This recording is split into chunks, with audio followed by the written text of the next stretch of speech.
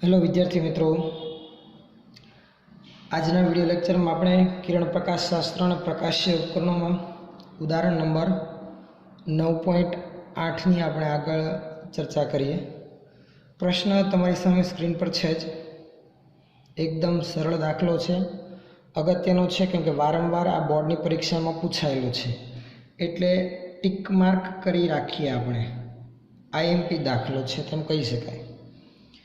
जो शू है जरा प्रश्न, काचना लेंस माटे एफ बराबर 0.5 मीटर होय तो लेंसनो पावर केटलो हशे।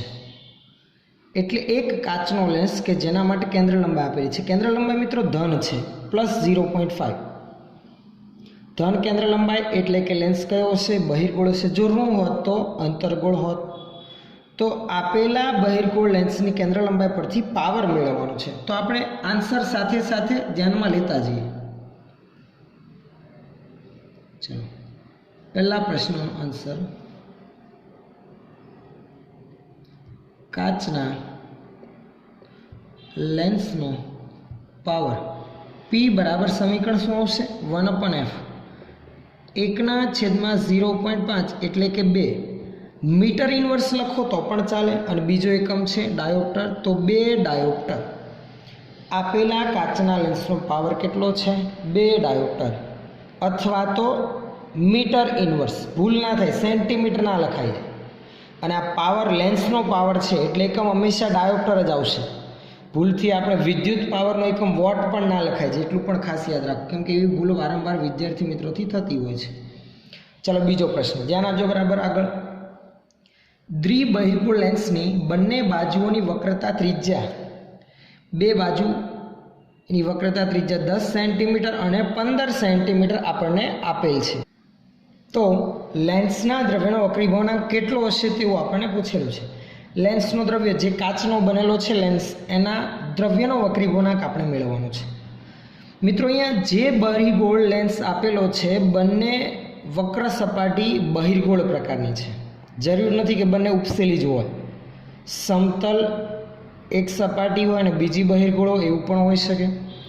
अहींया बंने बाजुनी वक्रता त्रिज्या अनुक्रमे 10 सेंटीमीटर और 15 छे तथा तेनी केंद्र लंबाई 12 सेंटीमीटर आपणे आपेल छे। तो पहला आपेली बाबत नोंधी राखी कि आपेल द्विबहिर्गोळ लेंस माटे केंद्र लंबाई एफ बहिर्गोळ होवाथी प्लस 12 सेंटीमीटर लखाशे, लखी राखे प्लस 12 सेंटीमीटर तथा वक्रता त्रिज्या R1 बराबर 10 सेंटीमीटर और R2 बराबर -15 सेंटीमीटर। मित्रों एवुं थशे -15 केम लीधुं? जो द्विबहिर्गोळ लेंस होय तो बे सपाटी उपसेली आ रीते होय, तो आपात प्रकाशना किरण माटे जे प्रथम वक्र सपाटी आवे एनो गोळो थशे आ बाजू, एटले एनी वक्रता त्रिज्या जमणी तरफ आवशे, एटले के आपात प्रकाशनी दिशामां। एटले R1 धन तो बीजी वक्र सपाटी बहिर्गोळ आम हशे। तमने एक नानी व्याकृति ध्यानमां लईने समजावुं तो कंईक आ प्रमाणे जुओ। आ छे धारो के आपणे प्रश्न में कीधेल द्विबहिर्गोळ लेंस, समझो आ तेनी अक्ष, आ पहली वक्र सपाटी और आ बीजी वक्र सपाटी। पहली वक्र सपाटीनो गोळो आ तरफ हशे, हाँ के ना? स्वाभाविक है। तो एनी वक्रता त्रिज्या आ तरफ हशे, प्रकाशनुं किरण आ तरफथी आवे छे। समझो बिंदुवत वस्तु के जे पण छे आपणे आ तरफ छे। तो आपात प्रकाशनी दिशामांनुं अंतर थशे आ R1, हाँ के ना? बराबर, तो R1 धन थशे। ज्यारे बीजी वक्र सपाटी बहिर्गोळ ज छे एटले आम, तो एनो गोळो बनशे आ तरफ, तो एनी वक्रता त्रिज्या बनशे आ बाजू। समझण पड़े छे? जे आपात प्रकाशनी विरुद्ध दिशामां छे एटले एक धन तो बीजी ऋण। हमेशा याद राखो, द्विबहिर्गोळ लेंस होय तो तेनी वक्रता त्रिज्या एक धन आवशे अने बीजी ऋण आवशे। आ भूल थाय नहीं। ए पाछी बंने सेंटीमीटर में ज आपेल छे, केंद्र लंबाई पण सेंटीमीटर में छे।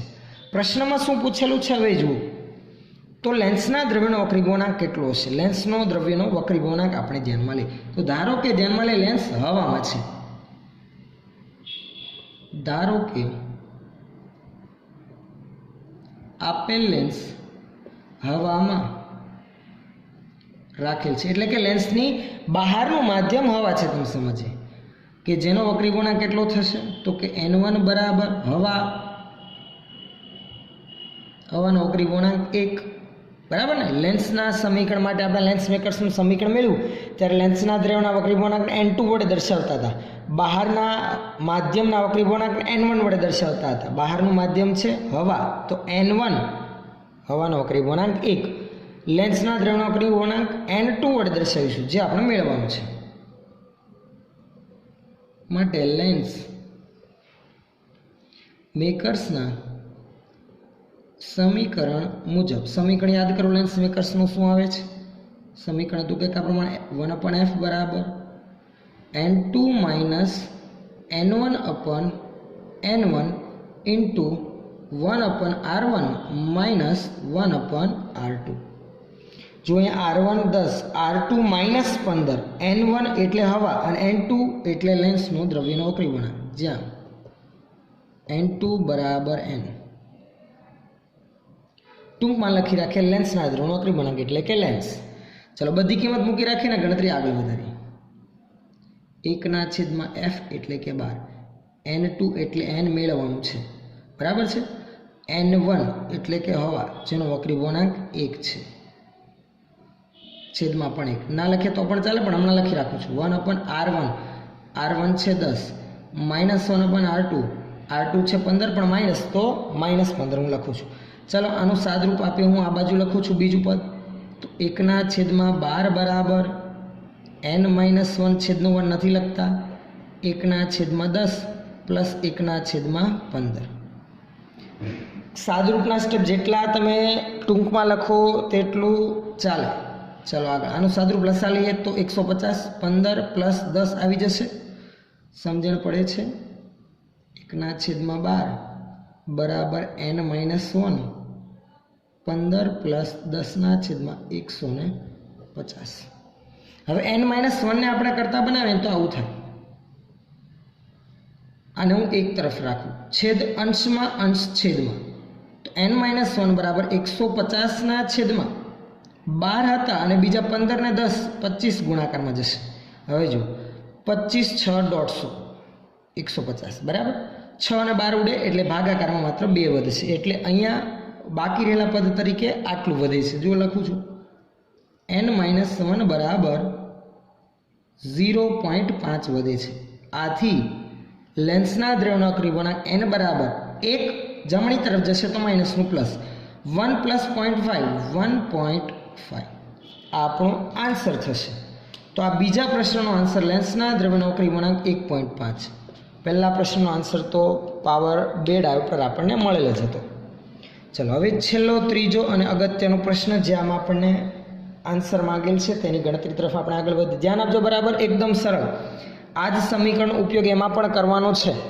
એકદમ સરળતાથી આપણે સમજી શકીએ એમ છીએ. જુઓ, એક બહિર્ગોળ લેન્સની હવામાં કેન્દ્ર લંબાઈ ધારો કે આ જ છે, જેની હવામાં કેન્દ્ર લંબાઈ 20 સેન્ટીમીટર છે, એટલે કે આની કેન્દ્ર લંબાઈ જે આપણને આગળના બીજા ભાગમાં 12 સેન્ટીમીટર આપેલી હતી ધારો કે 20 છે, બરાબર છે. તો પાણીમાં તેની કેન્દ્ર લંબાઈ કેટલી છે? શું પાણીમાં રાખતા કેન્દ્ર લંબાઈ બદલાય? તો સમીકરણ જુઓ ખાસ, આ જ સમીકરણ. જો આ કિસ્સામાં બહારનું માધ્યમ હવા હતું તો કેન્દ્ર લંબાઈ 12 આપણને આપેલી છે. હવે જો બહારનું માધ્યમ પાણી લઉં તો પાણીનો વક્રી ગુણાંક 1 કરતાં અલગ આવે, અને જો n1ની કિંમત બદલાય તો fમાં પણ ફેરફાર થાય.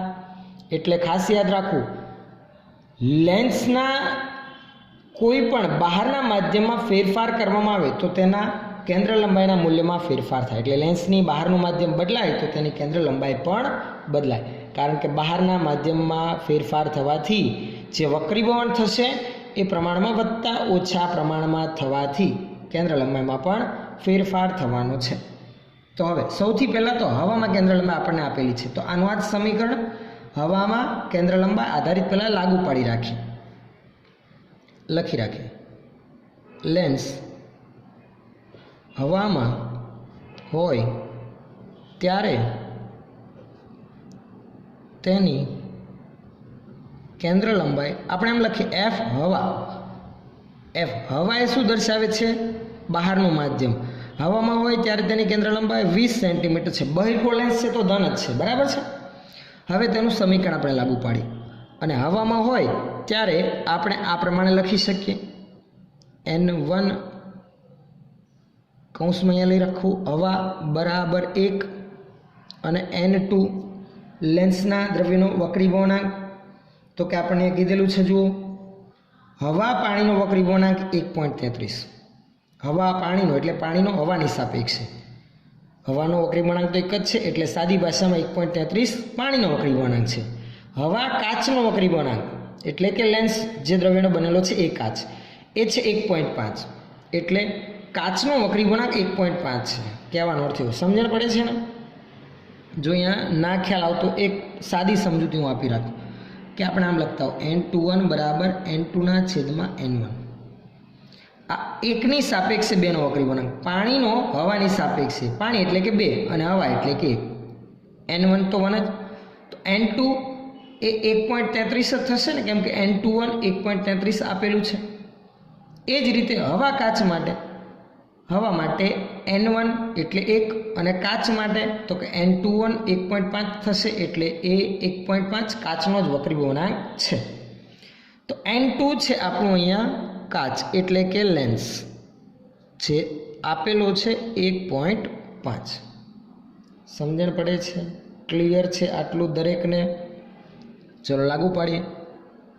હવે લેન્સ હવામાં હોય ત્યારે લેન્સ મેકર્સનું સમીકરણ 1/f પણ ત્યારની કેન્દ્ર લંબાઈને 1/f હવા, આ રીતે આપણે સફિક્સ હવા એમ લખીએ તો આપણને વધુ ખ્યાલ આવે, બરાબર n2 - n1 છેદમાં n1 ઇન્ટુ 1/r1 - 1/r2. પ્રશ્ન એવો થશે કે ભાઈ અહીંયાની વક્રતા ત્રિજ્યાઓ તો નથી આપેલી પણ એની કોઈ જરૂર નથી. હમણાં આપણે એને એમને એમ રાખીએ. n2 અને n1 ની કિંમત મૂકીએ. n2 1.5, n1 1. 1/f હવા છે 20. 1.5 - 1 છેદમાં તો એક જ છે, લખવાની જરૂર નથી,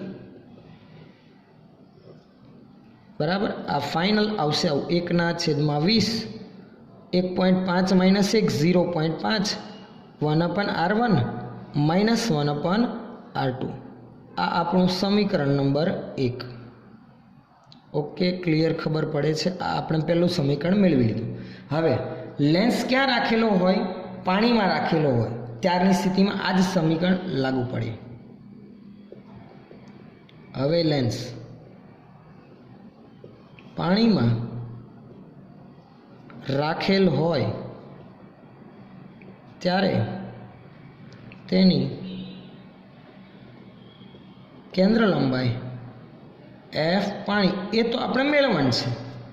તેની પાણીમાં કેન્દ્ર લંબાઈ કેટલી હશે? ત્યારે n1 બહારનું માધ્યમ શું આવશે મિત્રો? પાણી. ખાસ યાદ રાખો, લેન્સની બહારનું માધ્યમ, લેન્સ પાણીમાં છે તો પાણી આવશે અને એ પાણીનો વક્રી વળાંક કેટલો છે? 1.33. n1 1.33 અને n2 એટલે કે લેન્સના દ્રવ્યનો વક્રી વળાંક જે તો આવશે 1.5. આપણને આપેલો છે. સમીકરણ લાગુ પડે માટે લેન્સ પાણીમાં હોય ત્યારે સમીકરણ લાગુ પડે તો 1/f પાણી બરાબર n2 - n1 છેદમાં n1 1/r1 - 1/r2. n2 એટલે 1.5, n1 એટલે 1.33. તો સમીકરણ બનશે આવું 1/f પાણી બરાબર n2 1.5 - 1.33 છેદમાં 1.33 ઇન્ટુ 1/r1 - 1/r2. આનું પણ થોડુંક સાદરૂપ આપી રાખીએ તો ડાબી બાજુ 1/f પાણી. 1.5 માંથી 1.33 બાદ કરીશું તો 0.17 ના છેદમાં આવશે 1.33 અને ગુણાકારના પદમાં શું આવશે? તો કે 1/r1 - 1/r2. આ સમીકરણ નંબર આપણું બનશે બીજું. સમજણ પડે છે ને આમાં? આ પહેલું અને બીજું જે સમીકરણ છે એનો આપણે ગુણોત્તર લઈએ. પહેલાના છેદમાં હું બીજું લઉં, આપણે તો F પાણી જ મેળવવાનું છે ને, પાણીના દ્રવ્યનો વક્રીભવન. જો આ બંનેનો ગુણોત્તર લઈશ તો છેદમાં 1/f પાણી, F પાણી આવશે અંશમાં. તો લખતા જે સમીકરણ 1 અને 2નું શું લેતા? ગુણોત્તર લેતા. 1ના છેદમાં આપણે 2 રાખવાનું છે, તો ધ્યાન આપજો બરાબર. ચલો 1/20ના છેદમાં 1/f પાણી એટલે આવું થશે. F પાણીના છેદમાં 20. આમાં ખબર પડે છે ને, માત્ર સાદો ગુણોત્તર છે. 0.5 આવશે અંશમાં, છેદના છેદમાંથી 1.33 અંશમાં અને છેદમાં 0.77. 1/r1 - 1/r2 અને 1/r1 - 1/r2 બંને કેન્સલ થઈ જશે. ઓકે, હવે આપણે F પાણી મેળવવાનું છે. તો F પાણી બરાબર 0.5 ગુણાકારમાં 1.33 ગુણાકારમાં બીજું 20 આવશે અને ભાગાકારમાં આવશે 0.17. ગણતરી કરીશું તો આ F પાણી એટલે કે પાણીની કેન્દ્ર લંબાઈ કંઈક 78.2 સેન્ટીમીટર જેટલી તમને મળી આવશે. કેલ્ક્યુલેટરમાં કેલ્ક્યુલેશન કરશો તો આ આપણો ફાઇનલ આન્સર મળશે. એટલે લેન્સની પાણીમાં કેન્દ્ર લંબાઈ કેટલી આવે છે મિત્રો? 78.2 સેન્ટીમીટર. કદાચ મેથેમેટિકલ મિસ્ટેક રહી ગઈ હોય તો ભલે, બાકી કેલ્ક્યુલેશન આ પ્રમાણે થશે. હવે આના બદલે બીજું કોઈ પણ બહારનું માધ્યમ બદલે સમીકરણ આનું આ જ પ્રમાણે લાગુ પાડવાનું રહે. ફરક એટલો N1 ને N2 શું છે એનો શરૂઆતમાં ઉલ્લેખ કરી રાખવાનો આપણે, એટલે ભૂલ થવાની શક્યતા એકદમ ઓછી થઈ જાય. ચલો, ક્લિયર છે આટલું? હવે નેક્સ્ટ પ્રશ્ન તરફ આપણે આગળ વધીએ. ચલો, નેક્સ્ટ પ્રશ્ન છે આપણો ઉદાહરણ 9.9. આકૃતિમાં દર્શાવેલા લેન્સના સંયોજન માટે પ્રતિબિંબના સ્થાન મેળવો. તમે જોશો તો આકૃતિમાં 3 લેન્સ દર્શાવેલા છે. ત્રણે એકબીજાના સંપર્કમાં નથી, એકબીજાથી અમુક અંતરે છે. પ્રથમ લેન્સ છે બહિર્ગોળ લેન્સ, દ્વિબહિર્ગોળ એમ કહી શકાય, કે જેની કેન્દ્ર લંબાઈ 10 સેન્ટીમીટર આપણને આપેલ છે. જે ધન આવે તો ધન સંજ્ઞા સાથે ઉલ્લેખ છે. બીજો લેન્સ છે સમતલ અંતર્ગોળ લેન્સ, જેની કેન્દ્ર લંબાઈ -10 સેન્ટીમીટર આપણને આપેલ છે, જે પ્રથમ લેન્સથી 5 સેન્ટીમીટર જેટલા અંતરે છે. અને ત્રીજો જે લેન્સ છે આપણો એ છે દ્વિબહિર્ગોળ લેન્સ અથવા તો કહી શકાય બહિર્ગોળ લેન્સ, જેની કેન્દ્ર લંબાઈ 30 સેન્ટીમીટર છે, જે બીજા લેન્સથી 10 સેન્ટીમીટર અંતર છે અને પ્રથમ લેન્સથી ટોટલ અંતર એનું 15 સેન્ટીમીટર થશે.